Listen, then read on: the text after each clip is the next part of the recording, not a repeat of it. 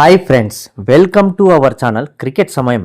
ఈరోజు మన టాపిక్ ఏంటంటే ఐపీఎల్ 2026లో రాబోయే ఎస్ఆర్హెచ్ టీంలో గత సంవత్సర కాలంగా వెన్నునొప్పి సమస్యతో బాధపడుతున్న ప్యాట్ కమిన్స్ ఆడతాడా అంటే ఆడడానికి ఫిట్గా ఉన్నాడా, ఐపీఎల్ స్టార్ట్ కావడానికి ఇంకా 4 నుంచి 5 వారాల సమయం ఉన్నందువల్ల అప్పటి వరకు తన ఫిట్నెస్ నిరూపించుకోగలడా అనేది ఇప్పుడు మనము ఈ వీడియోలో క్లారిటీగా చూద్దాం. మార్చ్ 26 నుంచి ప్రారంభమయ్యే ఐపీఎల్ 2026 కోసం ఎంతోమంది అభిమానులు ఐపీఎల్ ఎప్పుడు స్టార్ట్ అవుతుందా అని చాలా ఆతృతగా ఎదురు చూస్తూ ఉంటారు. T20 వరల్డ్ కప్ కాగానే 2 వారాల గ్యాప్లో ఐపీఎల్ స్టార్ట్ అవుతుంది. అయితే ఇప్పటి వరకు తెలిసిన ప్యాట్ కమిన్స్ పైన ఉన్న న్యూస్ ఏంటి అంటే, Pat Cummins T20 world cup వరకు పూర్తిగా కోలుకుంటాడని అందరూ అనుకున్నారు. T20 వరల్డ్ కప్ ఆడించడం కోసం ప్యాట్ కమిన్స్ను యాషెస్ సిరీస్లో కేవలం ఒకే ఒక మ్యాచ్ మాత్రమే ఆడించి విశ్రాంతినిచ్చారు కూడా. తీరా వరల్డ్ కప్ ముందు జరిగిన స్కానింగ్లో ప్యాట్ కమిన్స్కు కలిగిన గాయం ఇంకా పూర్తిగా తగ్గలేదు, అంటే ఇంకా ఫిట్నెస్గా లేడు అని తేలింది. చివరికి T20 వరల్డ్ కప్లో కూడా అతన్ని ఆస్ట్రేలియన్ టీం తన స్క్వాడ్లోకి తీసుకోలేకపోయింది. ఇప్పటి నుంచి ఇంకో 3 వారాల్లో ప్యాట్ కమిన్స్కు మరొక స్కానింగ్ చేస్తారు. ఆ స్కానింగ్లో వచ్చిన రిజల్ట్ను బట్టి ప్యాట్ కమిన్స్ 2026 ఐపీఎల్లో ఆడాడా అనేది తెలియనున్నది.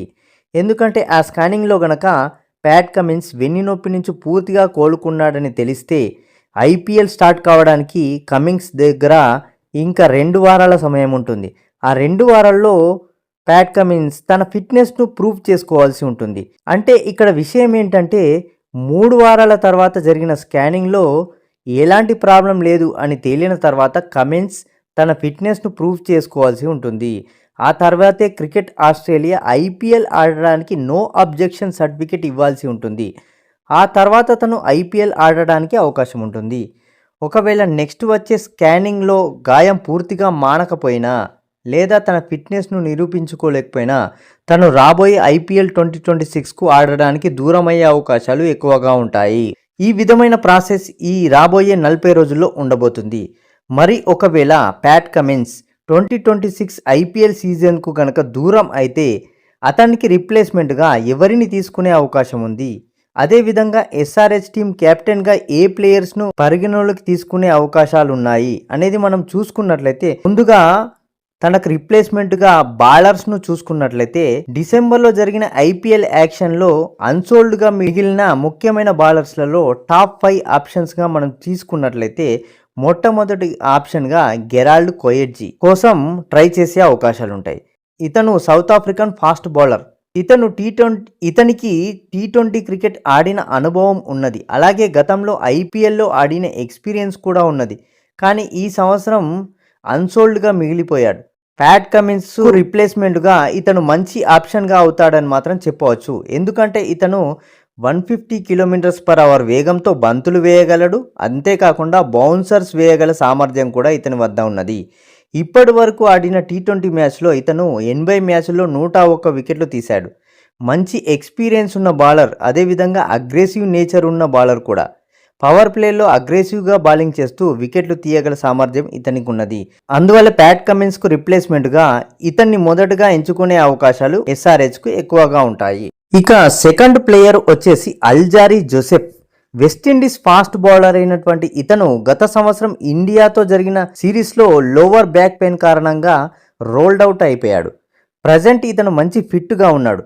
క్రికెట్లోకి మొదటగా వచ్చినప్పుడు లెగ్ స్పిన్నర్గా ఉండేవాడు, కానీ తర్వాత ఫాస్ట్ బౌలర్గా మారాడు. ఇతను 45 T20 మ్యాచ్లు ఆడి 62 వికెట్లు తీశాడు. అదేవిధంగా 2019లో ఐపీఎల్లో ముంబై ఇండియన్స్ తరపున, 22-23లో జీటీ తరపున, 24లో ఆర్సీబీ తరపున కూడా ఆడిన ఎక్స్పీరియన్స్ ఇతనికి ఉన్నది. మొత్తంగా ఐపీఎల్లో 22 మ్యాచ్లు ఆడిన ఇతను 21 వికెట్లు తీశాడు.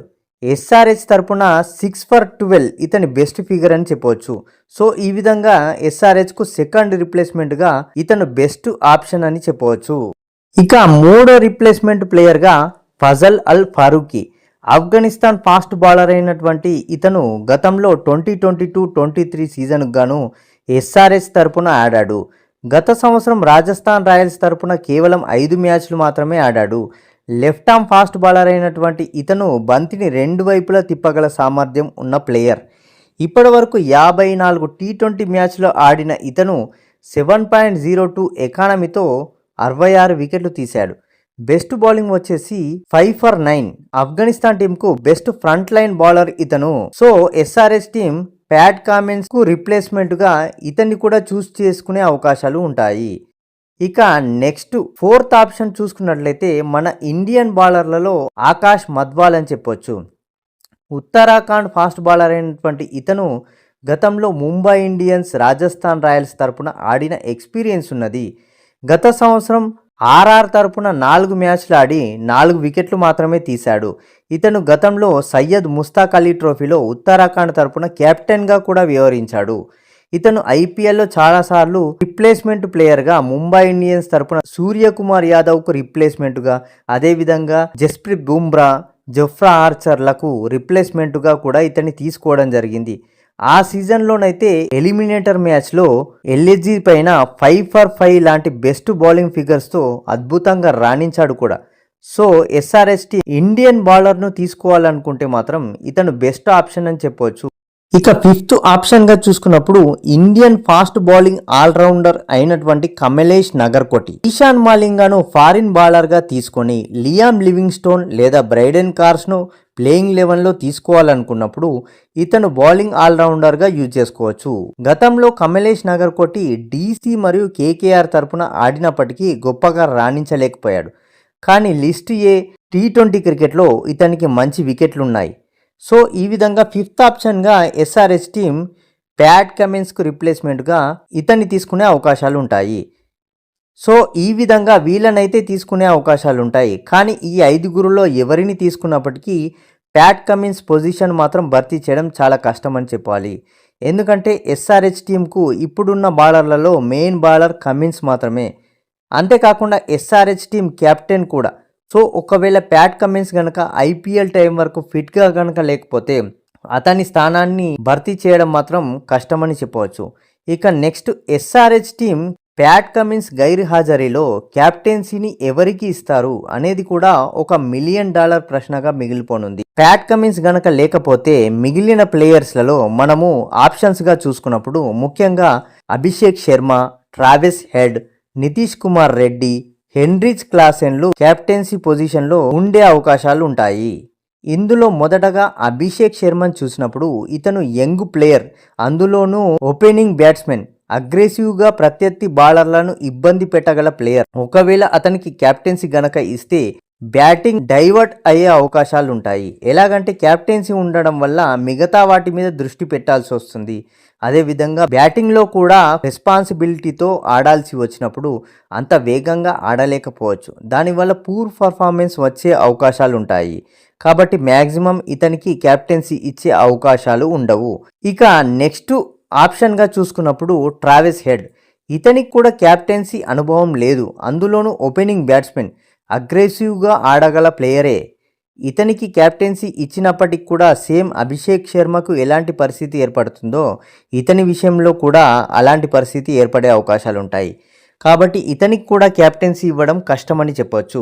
ఇక నెక్స్ట్ క్యాప్టెన్సీ కోసం వెళ్ళే ప్లేయర్ని చూసుకున్నప్పుడు నితీష్ కుమార్ రెడ్డి. ఎస్ఆర్హెచ్ ఫ్యూచర్ను ఆలోచించుకొని టీంను బిల్డప్ చేసుకోవాలనుకున్నప్పుడు ఎస్ఆర్హెచ్ క్యాప్టెన్సీగా నితీష్ కుమార్ రెడ్డి బెస్ట్ ఆప్షన్ అని చెప్పవచ్చు. కానీ తనకు క్యాప్టెన్సీ అనుభవం లేదు, అందులోనూ గొప్ప ఫామ్లో కూడా లేడు ఇతను. క్యాప్టెన్సీ ఇస్తే బ్యాటింగ్ బౌలింగ్ పైన ఎఫెక్ట్ పడే అవకాశాలు ఉంటాయి. కానీ ఎస్ఆర్హెచ్ టీం ఆర్సీబీ, సిఎస్కే టీంలు ఆలోచించినట్లుగా ఒక యంగ్ ఇండియన్ బ్యాట్స్మెన్ను కెప్టెన్గా చేయాలనుకున్నప్పుడు ఎస్ఆర్హెచ్ టీం ఇతన్ని ఖచ్చితంగా క్యాప్టెన్సీ చేయించడానికి ఆలోచించే అవకాశాలు ఉంటాయి. ఏది ఏమైనప్పటికీ నెక్స్ట్ క్యాప్టెన్సీ కోసం ఎస్ఆర్హెచ్ టీం ఇతన్ని 99.9% సెలెక్ట్ చేసే అవకాశాలు మాత్రం ఉంటాయని చెప్పవచ్చు. ఇక నెక్స్ట్ క్యాప్టెన్సీ ఆప్షన్ ప్లేయర్గా చూసుకున్నప్పుడు హెన్రిచ్ క్లాసెన్. ఇతను ఒక ఎక్స్పీరియన్స్డ్ ప్లేయర్, కానీ ఈ మధ్య సౌత్ ఆఫ్రికా టీంలో ఆడడం లేదు. అది మెయిన్ ఇతనికి క్యాప్టెన్సీ ఇవ్వడానికి డ్రాబ్యాక్ కావచ్చు. కానీ టెంపరరీగా 1 సంవత్సరం కోసం క్యాప్టెన్సీ ఉంచాలి అని అనుకుంటే మాత్రం ఎస్ఆర్హెచ్ టీం ఇతని వైపు వెళ్తుంది. అంటే ఇతను కెప్టెన్ గా బెస్ట్ ఆప్షన్ అవుతాడు. సో ఓవరాల్ గా ప్యాట్ కమిన్స్ గనక ఇంజురీ నుంచి రికవరీ కాక తన ఫిట్నెస్ ను నిరూపించుకోక IPL 2026 కు గనక దూరం అయితే మాత్రం అతని స్థానాన్ని భర్తీ చేయడం కష్టమని చెప్పాలి. సో మనందరం కూడా ప్యాట్ కమిన్స్ రికవరీ అయి ఫిట్నెస్ టెస్టులో నిరూపించుకొని IPLలో SRH టీం తరపున ఆడాలని కోరుకుందాం. ఓకే ఫ్రెండ్స్, ఇక మీరు ప్యాట్ కమిన్స్కి రిప్లేస్మెంట్గా ఏ ప్లేయర్ వస్తే బాగుంటుంది, అంటే ఏ బౌలర్ వస్తే బాగుంటుంది, అదేవిధంగా ప్యాట్ కమిన్స్ క్యాప్టెన్సీ ఆప్షన్లో SRH టీంలో ఎవరిని క్యాప్టెన్గా చేస్తే బాగుంటుంది అనేది కమెంట్ బాక్స్లో కమెంట్ చేయండి ఫ్రెండ్స్. వీడియో నచ్చినట్లయితే లైక్ చేయండి, ఛానల్ని సబ్స్క్రైబ్ చేయండి friends. Thank you for watching cricket సమయం.